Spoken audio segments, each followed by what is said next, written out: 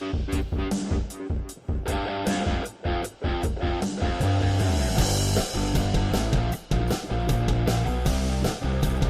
afternoon, everybody. What's happening? Welcome to the Kerrville Weekly News Roundup, hosted by the Texas Hill Country Podcast Network. We are the founders of the network and your co-hosts today, Andrew Gay, Gilbert Pies, and Tom Fox here in the studio. Hope you're doing just fine on this nice and warm Friday afternoon. So we're going to run over our top news picks for the week. So let's get to it. Tom, you usually do the honors and kick us off. Why don't you do that for us today, Sure. sir? Today I want to honor Tybee High School Principal Shelby Balser, who has recently been selected as the Texas Association of Secondary Schools Outstanding Principal of the Year. We were privileged to have Dr. Brent Ringer on the Texas Hill Country podcast, and he is the new superintendent of the KISD, and really, I think enlightened all of us and our listeners on not only the really top quality of the KISD in terms of both programs and teachers, but now we have the staff, the principals winning awards. And I really think it speaks to the quality of public education here in Kerrville and certainly at Tybee. Even if you got to see the Johnny Manziel documentary, I thought Tybee came out great in that. And I thought so too.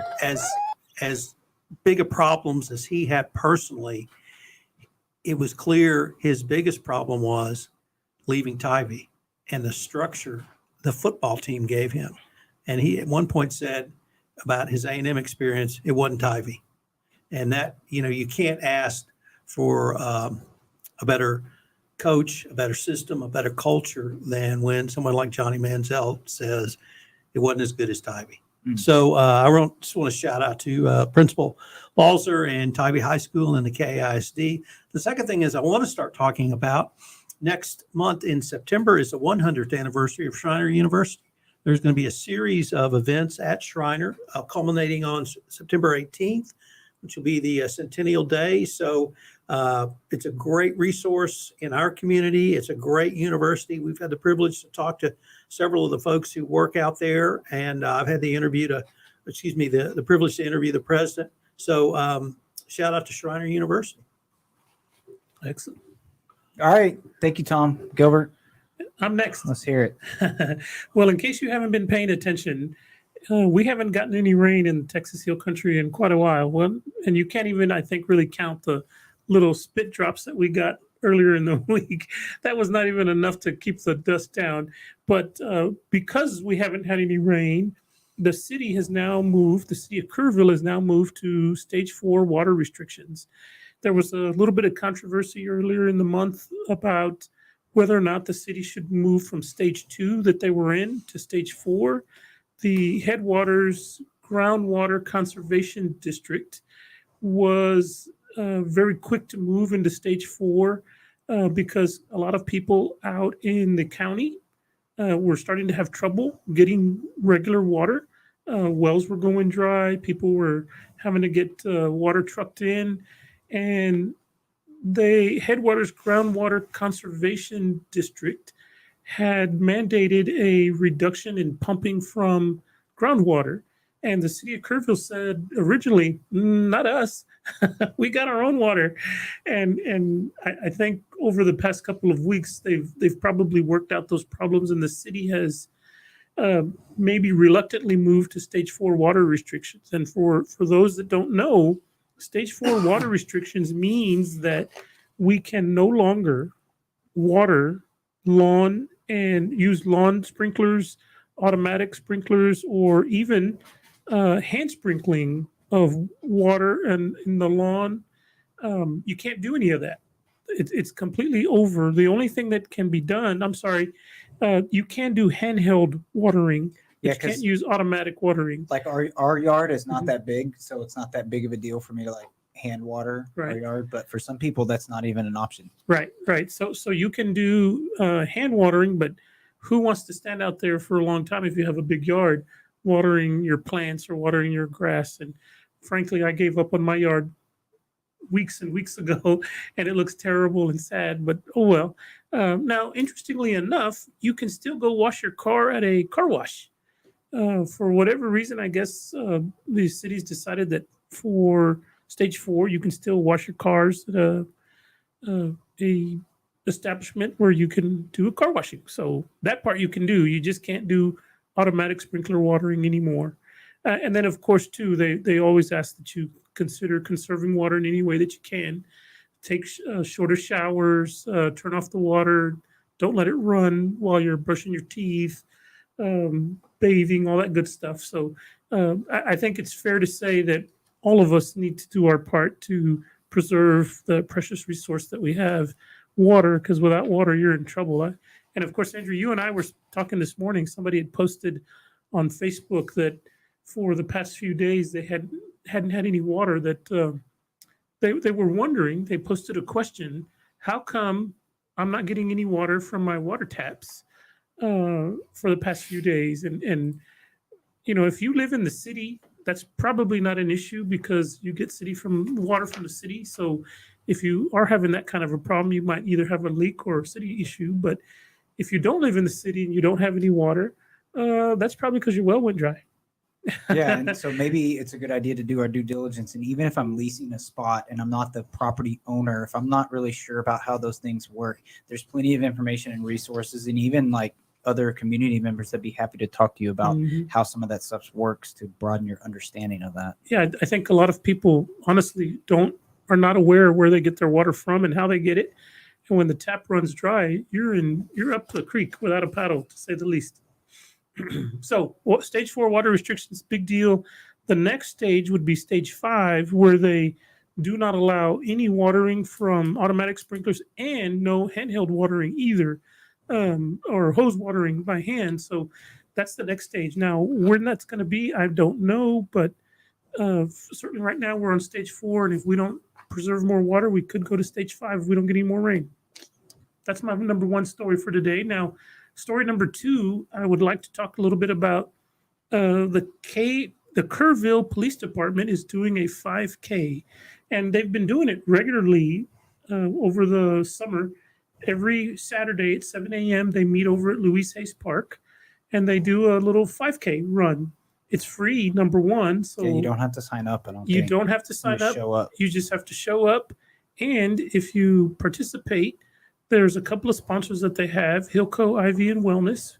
We interviewed Blair Casey last week. We talked to him, talked a little bit about what they do. And then they have one other sponsor. I think it is the Yoga Spot, I want to say. Maybe. Yes, is the Yoga Spot. Yes. They're sponsoring the race. And so they do a pre-race warm-up. So probably a little bit of calisthenics, a little bit of stretching, so nobody tears their Achilles tendon or hurts themselves. And then, of course, at the end, Hilco IV and Wellness is providing water and to keep everybody cool. And, of course, they're doing it at 7 o'clock in the morning. So, you're probably not going to be that hot, but it could be. Well, not if the morning's like this morning. So Right, what you're saying is I'll see you out there at 7 a.m. or beforehand tomorrow. Hell no. I mean, and then you'll pay me to come stand in your yard and hand water. There you go. There you go. Okay. Maybe. Now, the Kerrville Police Department is doing their 5K on a pretty regular basis. In fact, I think they've been doing it every Saturday at 7 o'clock in the morning at Louise Hayes Park. But I also want to mention, too, that if you're interested in a different kind of 5K, the Riverside Nature Center will be having their annual run and walk September 9th at 8 a.m. at Louise Hayes Park. Also, this one you do have to register. You do have to go online. And if you go to either the Kerrville Convention and Visitors Bureau Facebook page, there's a link there and there's a QR code. And then, of course, I'm sure with the Riverside Nature Center, if you'll go to www.riversidenaturecenter.org. That's the Riverside Nature Center's website. They have a link there also where you can register for their 5K, and all the money and proceeds that are raised are used to fund Riverside Nature Center's programming for the year. So I think that'd be a really interesting one too to enjoy. And of course, it's a 5K walk or run, so you're not obligated to run only or walk only. You can do a little bit of both or one or the other. It doesn't matter. It's more than anything else, they just want you to participate. And then the package pickup, of course, is earlier than 8:00, but the race starts at 8, and then it, if I was out there running or walking, I would probably finish at about noon. I might not even finish. I might be in the hospital in the emergency room, getting defibrillated or something. I don't know. But yeah, that's another one to think about.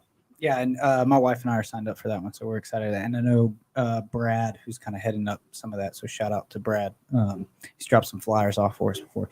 So for my piece, I just wanted to mention, in the interest of full disclosure, to kind of close this out here.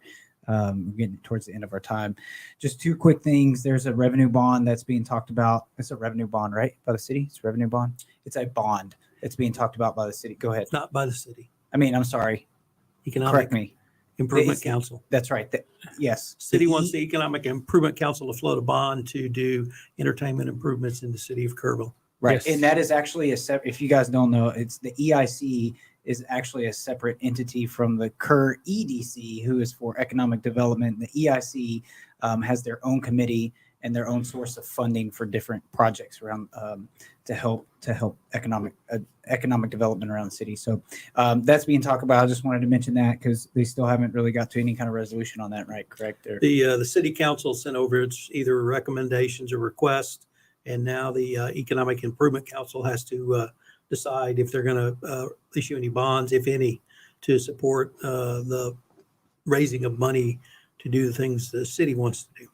Yeah, and if you remember back to not that long ago, just within the last couple of years, there was some attempts to raise some funding without voter approval through obligation type notes, I believe, and that caused a stir up. So this is just another bond that's gonna, I'm sure it's gonna stir up some conversations here locally. So anyway, that was one mention. And second, outside of Kerr County, even though we represent all of the Hill Country here, I wanted to mention that if you have never been over to Fredericksburg at the racetrack there, the horse racetrack, I think it's a great experience if you've never done anything like that. I went for the first time just a few years ago, even though I've lived here for 10 years with my wife. Had a phenomenal experience, and that'll be going on. I believe we're heading back out there tomorrow. So it'll be hot, it'll be sunny, but they have plenty of ways for you to beat the heat. They have covered bleachers that you can sit in, drinks you can buy, concessions, all that good stuff. All the while you can sit out there and watch these horses do their amazing